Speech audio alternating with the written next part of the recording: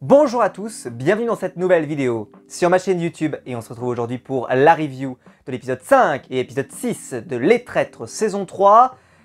Je m'attendais pas du tout à une telle soirée. J'ai été assez surpris, paradoxalement assez déçu, je vous le dis tout de suite. Parce que, en fait, je trouve que l'épisode a été, malheureusement, a assumé un parti pris qui était bonne idée certainement sur le papier, mais l'épisode a manqué beaucoup, les deux épisodes, même surtout le premier, a manqué énormément de dynamisme et surtout a amené à une élimination qui m'a semblé complètement ubuesque et du grand n'importe quoi. Bref, une soirée qui m'a moins convaincu que les autres, pas par le fait que c'était moins intéressant, moins bien, mais je trouve que les idées étaient moins fortes, surtout pour moi sur l'épisode 5. L'épisode 6 était bien meilleur, mais l'épisode 5 je l'ai trouvé assez faible. Alors, je vais développer. J'ai pris pas mal de notes sans rentrer trop dans le détail, mais j'ai récupéré quelques trucs.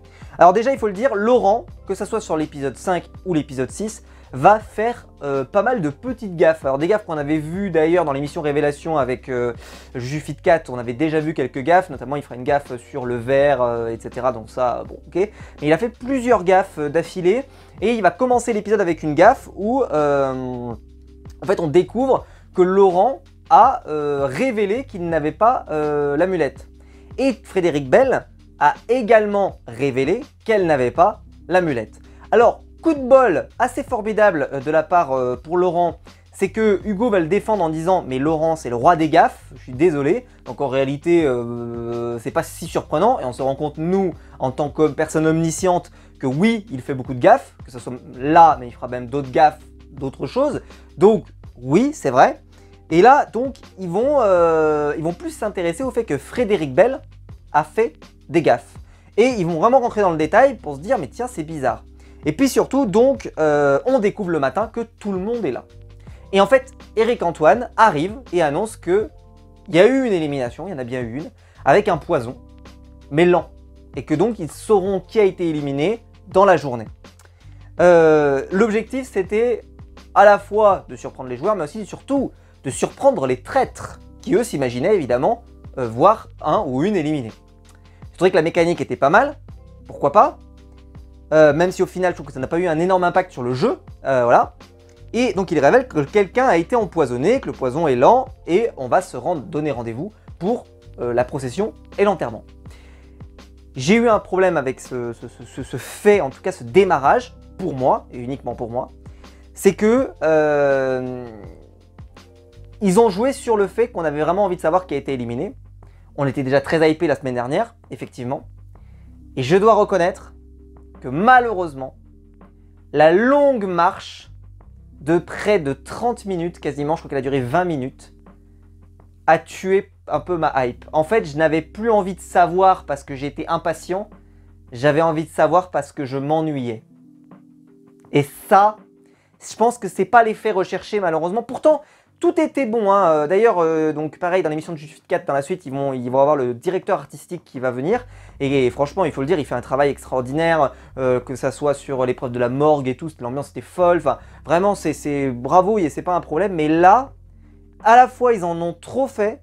Et je trouve que ça a tué le rythme, le dynamisme. On s'ennuyait, même si pourtant on avait envie de savoir. Mais j'ai trouvé que c'était très très long pour arriver à la tombe. Je me suis beaucoup ennuyé. Je pense qu'il y aurait peut-être eu une autre mécanique, par exemple, qui aurait peut-être été meilleure. C'est des cercueils pour tout le monde. Tout le monde se met dans le cercueil. Et je sais pas, moi par exemple, tu fais venir, j'en sais rien, une grue ou quelque chose ou machin, et il jette ou Éric Antoine lui-même, et il jette une fleur si tu n'es pas tué, ou l'inverse, même limite, il jette la fleur à la personne qui est morte, j'en sais rien. Mais au final, ils ont fait vraiment monter le suspense, et donc ça donnait quand même ce sentiment que l'épisode était très vide. il se passait rien. Alors, je sais que tout le monde n'est pas fan des épreuves parce que parfois ils trouvent pas forcément d'intérêt. Mais je trouve, parce que en termes de ce que ça raconte, c'est-à-dire que ça permet pas particulièrement de démasquer des traîtres et globalement les quêtes d'argent sont pas forcément énormes. Là, donc ils ont voulu faire un truc, on le fait qu'on mette des roses dans la personne qu'on pense que les gens ont éliminée. Et ça rapporte des lingots. Bon, ok, mais je trouve que la mécanique était pas super intéressante. Bon, ça va permettre, malheureusement, un accident de la route de Frédéric Bell. Que là, à ce moment-là, elle va pas faire la même chose que les autres. Et elle va dire cette phrase absolument incroyable. Où elle va dire je pense que c'est Gwendal qui a été empoisonnée. Car déjà pourquoi le je n'aurais jamais voulu que mon amie Sylvie meure. Mais pourquoi je comprends pas. Je comprends pas pourquoi elle dit ça, on comprend pas. D'ailleurs, bon, dans le spoiler, c'était vraiment, mais c'était un enchaînement de catastrophes. Ensuite, le fait qu'elle ait proposé son mojito tout le long de la soirée, eh ben, c'est sûr qu'elle s'imaginait pas que le côté empoisonnement allait... Parce qu'en fait, je pense que là, ils en ont révélé beaucoup pour faire tomber un traître. On va pas se mentir, je trouve que là, ils en ont révélé énormément pour la foutre en difficulté. Alors qu'en vrai, là, ils n'auraient rien dit. Ils auraient dit, le bannissement a eu lieu, classiquement, pas comme... c'est-à-dire qu'ils n'ont pas eu besoin de concertation, le bannissement a eu lieu. Ça n'aurait pas... Frédéric Bell n'aurait pas été inquiété. Et en fait, le fait qu'elle ait joué de cette manière, elle pouvait pas s'attendre peut-être à que ça se retourne de cette manière. Et à partir de là, cette erreur en fait a été quasiment fatale. Peut-être quand même que je pense qu'elle aurait pu retourner la situation parce qu'il y avait quand même beaucoup de gens qui étaient encore convaincus par Lali. Mais plus elle a joué, plus elle est allée dans une sorte d'autodestruction et dans une forme de faire du n'importe quoi.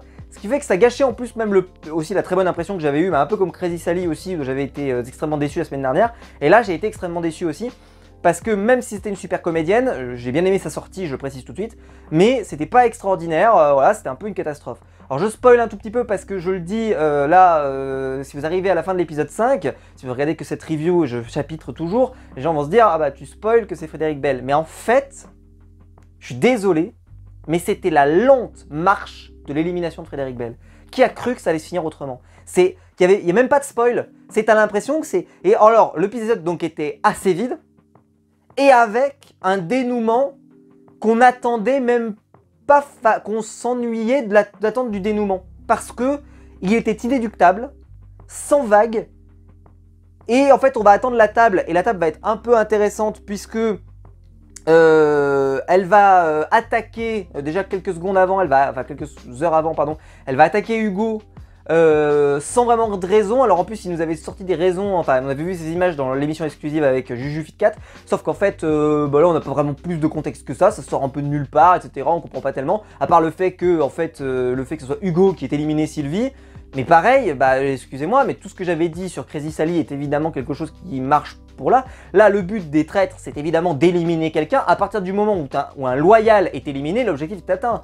Donc, ce que j'ai reproché à Crazy Sally, je le reproche également à Frédéric Bell. Je vois pas des raisons de s'indigner. Il a très bien joué, il a éliminé quelqu'un, c'était l'objectif de la soirée. Que ce soit Sylvie ou n'importe qui d'autre, j'ai envie de dire. En plus, à un moment, Frédéric Bell propose le verre, mais à n'importe qui. Je comprends pas, et en fait je comprends pas ce qui se passe. J'ai l'impression que les gens que je voyais bien jouer la dernière fois ne jouent plus bien.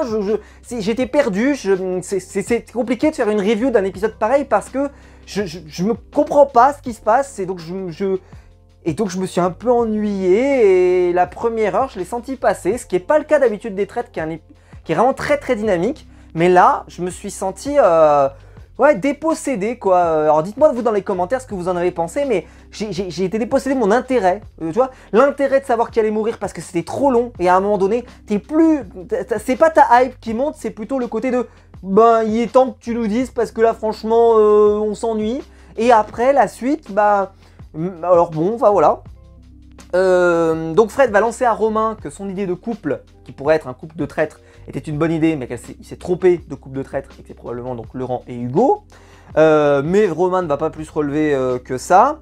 À la table, Laurent, qui est tombé malade pendant la journée à cause peut-être de la météo, etc., ne sera pas à la table. Ok, pas pour les mêmes raisons que Crazy Sally en tout cas, mais voilà, c'est juste pour faire une petite précision.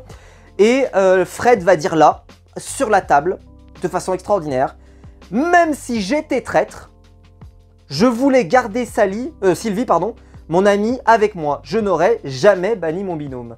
Et donc l'objectif c'était de prouver qu'elle n'était pas traître en disant oui, si j'étais traître, je n'aurais pas fait ce choix. Sauf, et donc c'est ce qu'elle sous-entend, parce qu'en fait elle n'a vraiment pas fait ce choix. Et j'ai trouvé cette défense particulièrement étrange, je trouvais que ça ne l'innocentait pas particulièrement. Déjà le truc qu'elle est mal vendue, l'accusation du matin de Daniel d'ailleurs, précision d'ailleurs parce que je ne l'ai pas dit, Daniel au petit déjeuner va accuser Frédéric Bell de l'avoir poussé à la consommation d'alcool, si vous voyez ce que je veux dire, voilà. Et première fois d'ailleurs que Daniel fait une intervention qui globalement a un intérêt pour le jeu et est plus ou moins pertinent, c'est bien, il y a du progrès, c'est bien, c'est épisode 5, et des temps que ça arrive, mais c'était bien. Et Romain d'ailleurs va le faire souligner aussi, et Stummy Bugsy va le faire souligner aussi en disant mais tu n'as pas arrêté de nous proposer ton fameux Morito. C'est vrai que ça se voyait beaucoup au montage, notamment dans le best-of, je vous en avais parlé dans l'émission de Jufit 4 d'ailleurs, où on avait la séquence juste centrée sur Frédéric Bell, et c'est vrai qu'elle avait énormément insisté. Et donc je pense que les dégâts étaient malheureusement trop importants, et donc elle n'a pas pu rectifier le tir, et donc la soirée va continuer, et le moment où Frédéric Bell va lancer cette déclaration donc sur la table, qu'elle n'aurait jamais banni son binôme, etc., et la tête, celle qui m'a le plus marqué, c'est la tête de Carla, qui est, mais à la fois sous le choc, dans le sens où elle est, mais comme ça le fait. What? Mais ça se voit qu'elle est... en fait, je pense qu'elle s'est dit, mais Frédéric Bell, qu'est-ce qu'elle est en train de faire? C'est du grand n'importe quoi, je comprends pas. Et donc c'était extraordinaire, j'ai absolument adoré ce moment de la tête de Carla. Et donc là, Frédéric Bell va lancer l'attaque. La meilleure défense, c'est l'attaque, c'est ce qu'elle va dire. Avec donc Hugo et Laurent. À ce moment-là, nous on voit que Hugo et Sally hallucinent. Qu'ils hallucinent de la situation, qu'ils se disent qu'est-ce qui se passe. Et là, complètement changement de mindset parce qu'ils se rendent bien compte que là, les choses ne vont pas dans le bon sens, que les gens commencent à avoir des doutes. Et comme dans certaines saisons où ils avaient sacrifié un traître, et là, ils vont la sacrifier. Et donc l'épisode 5 se poursuit avec cette discussion qui amène indiscutablement à l'élimination de Frédéric, avec un Hugo et une Crazy Sally qui se retournent contre Frédéric. Alors ce qui est intéressant, c'est de regarder ça, mais par contre c'est vrai qu'il n'y a plus de suspense. Alors c'est marrant de les voir se retourner parce que c'est bien fait, c'est bien foutu, mais c'est vrai que ça a été une longue marche pour en arriver là, avec aucun suspense, et vraiment un épisode que j'ai trouvé très très mal rythmé, un peu de tension qui monte, etc. Enfin voilà. Et donc au final, le résultat est Lali 2 votes, Frédéric 7 votes, Carla 1 vote, Daniel 1 vote toujours par Romain, il reste focus, bouge pas le bonhomme, la bestiole, et Hugo 1 vote contre lui, donné par Frédéric Bell. On en reparlera parce que ça aura une importance majeure. Ça a été très très bien utilisé par Hugo, justement pas par lui. C'est ça qui est très intéressant. Donc Frédéric Bell s'en va. Elle va là où se présentent les gens éliminés. Et elle dit, dans 4 heures, c'est mon anniversaire, avec des sanglots dans la voix.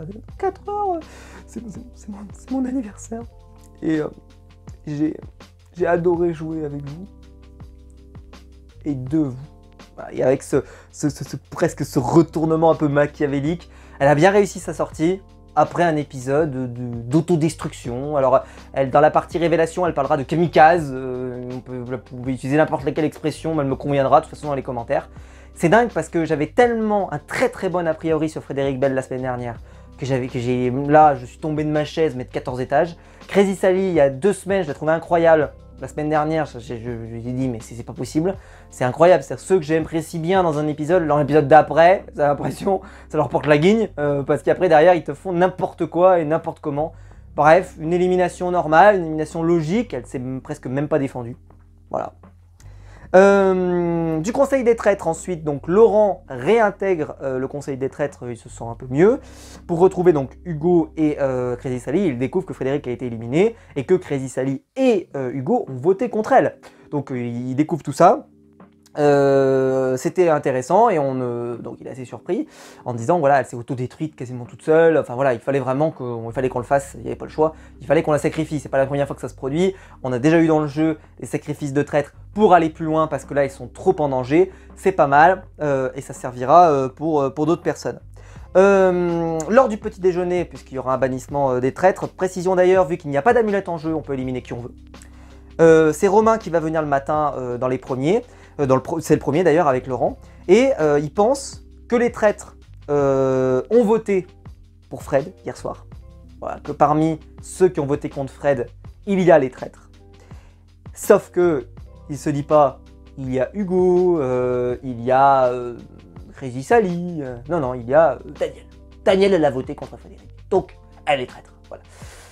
Il est focus, va peut-être falloir changer ce qu'il y a dans son verre, s'il vous plaît. Mettez-lui un peu d'eau plate, parce que là, il en a besoin. Et à ce moment-là, arrive Laurent Ruquier. Et, il était là en train de discuter. Et il se rend compte qu'il n'a pas demandé qui a été éliminé, en fait. Il n'a pas demandé tout de suite, en arrivant. Comme s'il savait déjà. Comme s'il savait qui avait été éliminé à la table. Et il n'y a aucune raison qu'il soit au courant, sauf s'il est un traître et qu'en fait, on lui a rapporté dans la nuit avec les autres traîtres. Ça n'a pas été relevé par Romain. Et il va, je trouve assez habilement, Laurent s'en est très bien sorti, parce que c'était une vraie erreur. Il va lui dire, au fait, je voulais attendre qu'il y ait tout le monde, mais je peux pas attendre, dis-moi qui a été éliminé au fait hier. Et là, en fait, Romain, il est tellement content de raconter la séquence, parce que la séquence a été mémorable, avec le départ de Frédéric un peu grandiloquent, etc., qu'il est content d'en parler, et d'être le premier à en parler.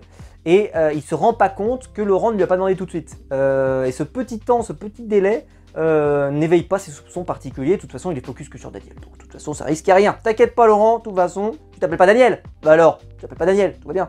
Je t'appelais Daniel encore. Ah ouais, tu t'appelles pas Daniel, tout va bien. Bref, qu'est-ce qu'on dit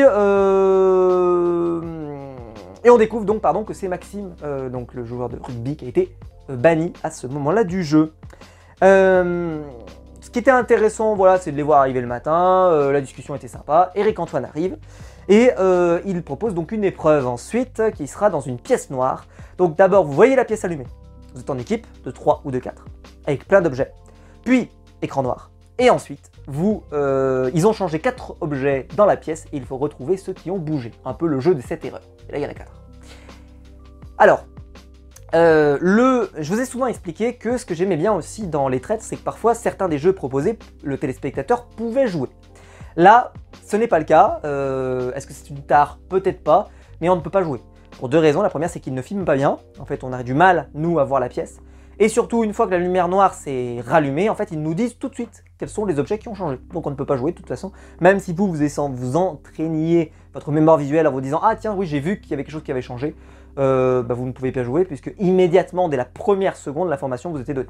Donc là, le but n'était pas de faire jouer le téléspectateur. C'est peut-être un peu dommage de mon point de vue, mais ça ne m'a pas empêché d'apprécier les séquences. J'ai trouvé ça plus intéressant que, je suis désolé, la longue marche ininterrompue et complètement creuse de mon point de vue. J'ai trouvé ça un peu plus sympa. Alors oui, il n'y a peut-être pas d'enjeu particulier, certes, mais je préfère ça, que ça remplisse avec ça, plutôt que ça remplisse avec une longue marche où il ne se passe rien. C'est mon avis. Dites-moi vous ce que vous avez préféré. Est-ce que vous avez préféré la longue marche du épisode 5 ou plutôt ce jeu-là de l'épisode 6 ? Qu'est-ce que... Voilà. On a ceux qui m'ont particulièrement marqué dans cette épreuve-là, c'est Bruno et Crazy Sally, qui vont être excellents. Alors on va souligner aussi le Gwendal aussi, mais moi j'ai trouvé que c'était surtout Bruno et Crazy Sally, notamment sur le dernier objet, où Crazy Sally, elle voit l'objet, elle se dit c'est peut-être ça, mais on voit qu'elle n'est pas convaincue. Et Bruno Solo, une fois qu'on lui a montré l'objet, c'est lui qui est convaincu. C'est lui qui arrive à convaincre tout le monde. Il fait mais bien sûr, évidemment que c'est celui-là. Mais oui, mais j'avais pas fait gaffe. Et il est convaincu, il arrive à convaincre tout le monde en 1 seconde. Très très bonne observation de la part des deux.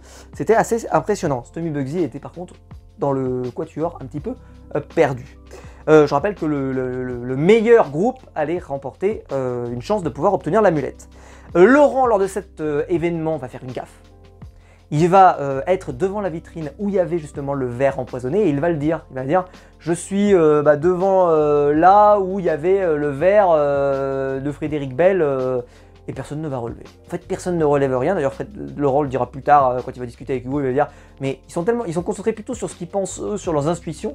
Et ils n'écoutent pas ce qu'on dit, ils n'écoutent même pas les gaffes qu'on fait. J'en ai fait 3 là en 2 jours. Et ils n'écoutent même pas, donc en vrai, on est à des années-lumière, quoi, parce que de toute façon, c'est même pas notre jeu qui est valorisé, c'est plutôt le fait que eux ne posent jamais de questions, ils restent plutôt concentrés sur leur impression, mais ils n'ont pas l'air d'aller chercher des informations. Ils restent beaucoup sur eux-mêmes. Et je trouvais que c'était une bonne remarque parce que c'est vrai que les loyaux, je trouve que cette année, c'est vrai qu'ils restent beaucoup sur eux-mêmes. Tu vois, par exemple, ce qui était très frappant, c'était Stommy Bugsy qui se dit, je vais avoir une idée de génie. Je vais écrire sur un papier les machins. Mais il reste beaucoup sur lui-même. Il va pas interroger les gens, il va pas machin. Il reste beaucoup, comme je dis, sur ses pensées, sur ce qu'il fait, etc. Et donc, bah, ça amène forcément une conclusion un peu évidente, un peu logique. Et c'est vraiment dommage. Parce que bah, peut-être qu'en faisant parler des gens, plus tu fais parler les gens, plus tu as le risque qu'ils fassent des bêtises, qu'ils disent des bêtises. On l'a vu avec Frédéric Bell, plus elle parle, plus c'est la catastrophe, etc. etc. Bon. Et à ce moment-là, Bruno Solo va déclarer « Mais Hugo ne peut pas être traître, puisque Frédéric, en partant, a voté contre lui. » Et Hugo ne va pas réagir, il ne va pas rebondir. Il va réagir pour nous en facecam, mais il ne va pas réagir particulièrement. Et je trouvais qu'il l'avait super bien vendu. Parce que tu as l'impression qu'il balance ça presque comme un fait normal. Il aurait pu en rajouter, peut-être, ah mais oui, c'est vrai que franchement t'as raison, machin. Non, non, il l'a joué comme ça. Pas pire, pas mieux. J'ai trouvé que c'était très très bien fait. Bruno Solo, en toujours. On avait peu vu jusqu'à maintenant, et là on commence à le voir, mais forcément il y a moins en moins de candidats, donc on le voit plus. Et il se dit, c'est vrai que jusque-là, on n'avait pas extrêmement bien joué. Et d'ailleurs, l'élimination de Frédéric Bell est plus ou moins une auto-élimination, parce qu'elle a tellement mal joué qu'en fait, c'est presque comme si elle avait mis un panneau « Je suis traître, votez contre moi ». Et là, il se dit, c'est vrai qu'on jouait pas très bien, on n'imaginait pas que Frédéric Bell était traître, enfin voilà, on joue pas très bien. Donc il dit, mais qui on n'imagine pas du tout comme traître d'ailleurs? Sur qui on n'a jamais eu de soupçon jusqu'à maintenant? Eh ben, Laurent et Crazy Sally. Et comment ça se produit ce raisonnement? Et cet raisonnement par l'absurde. Alors déjà, ce raisonnement, il faut le dire, Laurent va complètement le débunker en table en disant, quand ils vont l'évoquer à la table, parce qu'on va parler beaucoup de ça, mais je pense qu'aucun des deux ne va être éliminé, je vous spoil tout de suite, je ne sais pas encore, on ne sait pas qui va être éliminé à la fin de cette table, mais je pense que c'est aucun des deux. Parce que Laurent va le dire tout de suite, il va dire, mais ça ne repose sur rien, ça repose juste sur le fait que ce sont des plaids trop bons loyaux. Parce que Crazy Sally a été quand même super investi dans les enquêtes jusqu'à maintenant, et Laurent a tapé souvent du poing sur la table, très investi, etc., etc., on serait des trop bons loyaux, quoi, presque, on nous reprocherait d'être trop bons loyaux. Désolé. Bon, donc bref, les arguments sont pas extraordinaires, sont pas fous, et donc il s'inquiète pas plus que ça. Je trouvais qu'il a bien répondu, notre ami Laurent. Mais ce qui m'a intéressé le plus, c'est l'excès de confiance de la part des traîtres. En fait, les traîtres, bon, ils voient tellement que les loyaux sont à patauger dans la semoule sans vraiment avoir de pistes intéressantes, et d'ailleurs c'est hyper dangereux parce qu'ils n'ont pas de pistes. Donc quand t'as pas de pistes, parce que là, ils ont presque l'impression d'être revenus un peu à une porte de point de zéro, elle va le dire, Crazy Sally, un point zéro, et en fait, ce serait bien de leur donner quand même peut-être, pas forcément des pistes, mais d'orienter sur des choses. Et en fait, ils vont se dire, on va se retirer des groupes et on va les laisser, parce que de toute façon, ils sont tellement nuls, ils écoutent même pas ce qu'on fait, ils écoutent même pas, de toute façon, on risque rien. Ils vont se retrouver en plein milieu du salon, et ils vont discuter. Alors ça, pour moi, c'est pas du tout discriminant, hein, mais je trouvais que c'était quand même bien, dans l'esprit, d'avoir un traître dans chaque groupe, et de pouvoir, si jamais on cite ton prénom, si on cite, comme Bruno Solo va le faire, comme d'autres vont le faire, comme Stommy Bugsy va le citer aussi, voilà, mais comme ça t'orientes, t'es là pour orienter, t'es là. Là, ils vont se dire, non, non, c'est suffisant, de toute façon, on risque rien, donc autant ne rien faire, et de toute façon, ils arriveront à rien, quoi. Et cette suffisance, j'ai dit, c'est dangereux. Ils viennent de perdre un traître, là, ils sont plus du tout là pour contrôler, c'est trop suffisant. Faut faire gaffe, quand même. C'est comme dit, la confiance n'exclut pas le contrôle, hein, et donc il faut contrôler. Et je les ai sentis là trop forts, là. Alors pourtant, ils viennent de perdre quelqu'un, je les ai sentis trop en confiance. Donc attention, attention, même s'ils ont signé un gros pacte tous les trois, ils sont très motivés, ils vont se soutenir, etc. Mais attention avec cette confiance parce que ça peut être rédhibitoire. Et donc, lors de la table ronde, c'est vrai qu'on a beaucoup de doutes donc sur Sally, sur Laurent, ils vont un peu discuter, voilà, mais sans réel fond, sans réelle argumentation, et on n'aura pas de révélation. Alors moi je pense que la table est loin d'être finie. Si vous voulez mon avis, je pense que malheureusement, vu qu'ils ont quasiment qu'une piste, ils sont un peu paumés, ils sont un peu perdus, je pense qu'ils vont éliminer Lali. Parce que Lali, jusqu'à maintenant, ils ont envie de la mettre, ils mettent son nom, ils ont beaucoup envie, Là, je pense qu'ils sont un peu paumés, donc ils vont mettre le prénom de Lali, et c'est Lali qui va partir. Je me mouille, je pense que c'est elle qui s'en va lors de l'épisode suivant. Petit point comme chaque semaine sur l'émission Les Révélations, je ne vais pas me répéter et rabâcher chaque semaine, mais oui, ils ont refait l'erreur évidemment. Il y a Hugo, alors juste pour vous donner une idée à quel point c'est aberrant, ils vont quand même faire un sujet de débat. Quel est le prochain traître qui va être éliminé? Il y a Hugo qui est sur le plateau, qui est encore en jeu, peut-être encore en jeu jusqu'au bout d'ailleurs, qui sait déjà peut-être qui sait peut-être qu'aucun n'a été éliminé, mais peu importe, mais il sait déjà. Il ne va rien dire, heureusement. C'est-à-dire qu'il ne va rien dire, mais tant mieux. Mais c'est vrai que je trouve que c'est assez... Parce que je trouve que c'est hyper sympa de voir par contre les autres parler. Norbert et tous les autres, Caroline, c'est super. C'est super. Parce qu'eux, ils savent pas. Donc ils peuvent se permettre de faire n'importe quelle proposition. Ils se disent, est-ce que c'est Sally qui est en danger? Est-ce que c'est machin? Parce qu'eux, il n'y a aucun risque. Et même l'éliminer Sylvie Tellier, elle est là, elle ne connaît pas la suite. En tout cas, c'est ce qu'elle a de dire là, c'est qu'elle ne connaît pas la suite parce qu'elle découvre des choses. Donc elle peut aussi peut-être plus facilement s'exprimer. Là, Hugo, il a les infos. C'est pas normal, mais bon, je le dis chaque semaine. De toute façon, comme je vous l'ai dit, ils ont tourné jusqu'au bout. Je pense qu'en vrai, on ne pourra pas s'en sortir. Ils vont revenir sur la séquence du poison dans le verre. Ils vont donner, c'est la séquence de la semaine de Danielle en bonus, où elle va évoquer des petites tendances au lit avec des menottes. Voilà. Donc si vous avez raté ça, si ça vous intéresse, allez consulter d'abord, hein, allez voir des spécialistes quand même parce que je pense que c'est quand même grave. Mais si ça vous intéresse, vous pouvez évidemment aller voir ça. Mais consultez quand même. Hein, vous consultez, d'abord, vous allez voir un médecin compétent avec un diplôme, tout ça, et vous revenez voir ça. Docteur Maxime, spécialiste de la folie. Il faut être très clair. Alors, Frédéric Bell et Hugo, ensuite on va avoir plus d'informations. Donc comme je vous l'ai dit sur le côté kamikaze de la démarche de Frédéric Bell qui est en autodestruction. Voilà, bah, ça convient bien à ce que je pensais, hein, c'est qu'il ne faut pas chercher forcément de logique parce qu'en vrai, il n'y en avait pas totalement. On va revenir aussi vers un sujet de débat que j'avais abordé moi sur ma chaîne l'année dernière, où ils sont revenus sur la séquence d'ailleurs de se dire est-ce qu'on est prêt à tout pour quand on est traître, ou quand on est loyaux d'ailleurs, mais est-ce qu'on est prêt à tout dans le jeu. Et prêt à tout dans le sens, par exemple, ils vont revenir sur Nathalie Marquet, pour ceux qui se souviennent, qui avait dit je te promets sur la tombe de mon mari que je suis loyal. J'avais trouvé que pour moi ça allait un peu trop loin dans l'esprit du jeu. Et là ils vont revenir sur d'autres séquences comme ça où tu as l'impression qu'on sort des cadres du jeu. Là comme par exemple quand Hugo dit à Frédéric Bell qu'elle n'a pas d'amis et qu'elle est très solitaire, etc., etc. Et que ça va un peu dans le perso et dans l'affect.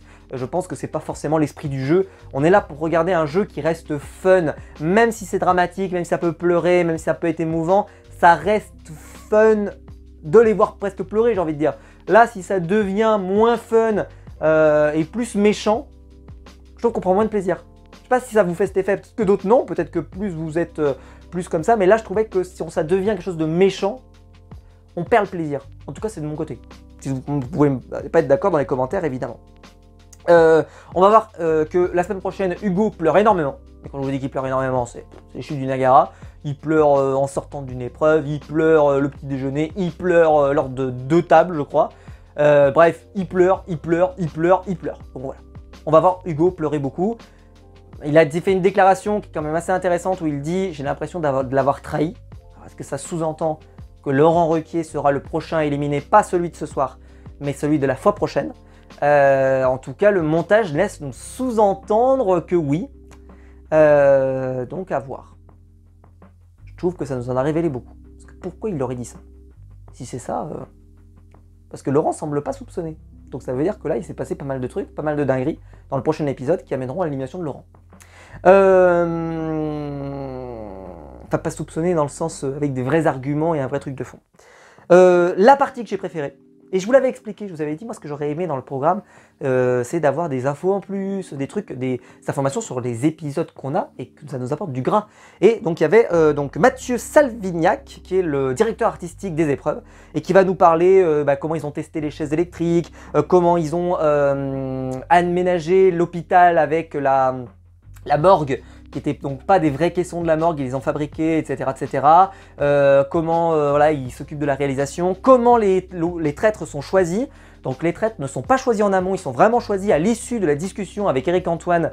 Et c'est lui et Eric, d'un commun accord, qui choisissent les traîtres. Alors ils ont d'ailleurs dit, enfin il a d'ailleurs dit, en fait on choisit, s'il y a des gens qui sont trop motivés comme pour être traîtres, on les choisit pas. D'autres qui sont pas du tout motivés, on les choisit pas non plus. On choisit plutôt des gens qui peut-être on peut avoir des doutes par exemple. Ils se disent je suis pas sûr que je serai un bon traître, etc. Ben, on se dit peut-être que ça peut valoir le coup justement de la sortie de sa zone de confort et ça peut être sympa. Bref, moi qui aime bien la télé, qui aime bien un peu le côté méta, c'est-à-dire rentrer un peu dans l'arrière-boutique, c'est quelque chose que j'ai trouvé que c'était une vraie plus-value de cette émission. Après, c'est parce que j'adore la télé, peut-être que vous êtes moins client, mais moi qui adore ça, j'ai trouvé que c'était très intéressant. On apprend que la semaine prochaine, il y aura une épreuve hyper, mais alors là honnêtement ça peut être un truc absolument deal fou. Il y a tu vas gagner une invitation où tu peux inviter n'importe qui en tête à tête et tu peux lui poser les questions que tu veux et la personne est obligée de dire la vérité. Donc mettons par exemple tu choisis Laurent Ruquier, tu fais venir Laurent Ruquier et tu lui dis Laurent, est-ce que tu es traître? Et il est obligé de répondre oui, mais il peut pas mentir.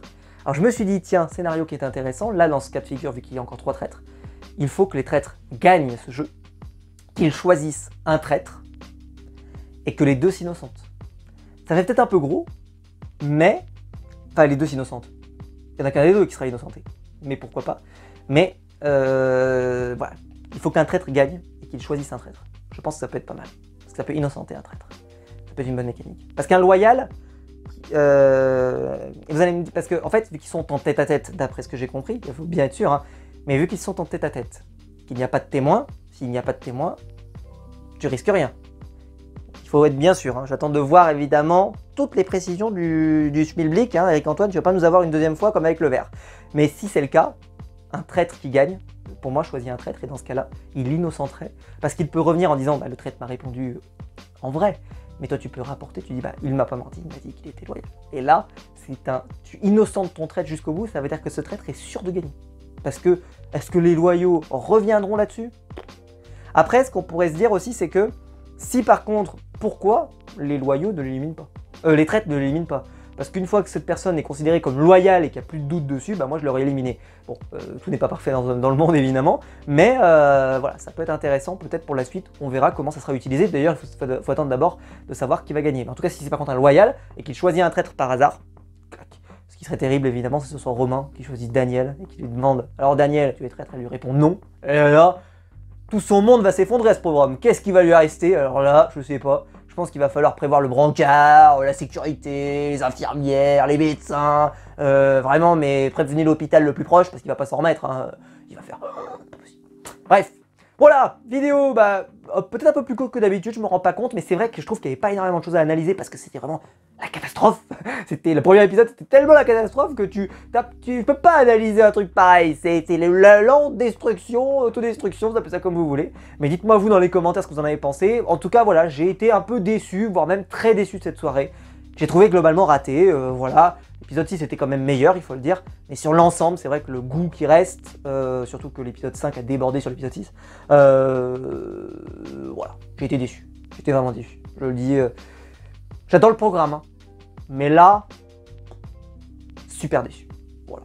Dites-moi vous évidemment dans les commentaires ce que vous en avez pensé. Si la vidéo vous a plu, vous pouvez la liker, vous pouvez vous abonner, vous pouvez la partager sur les réseaux sociaux. Il y a le bouton rejoindre juste en dessous pour devenir mon soutien et je vous en remercie. Et quant à nous, on va se retrouver très vite pour une nouvelle vidéo sur ma chaîne YouTube.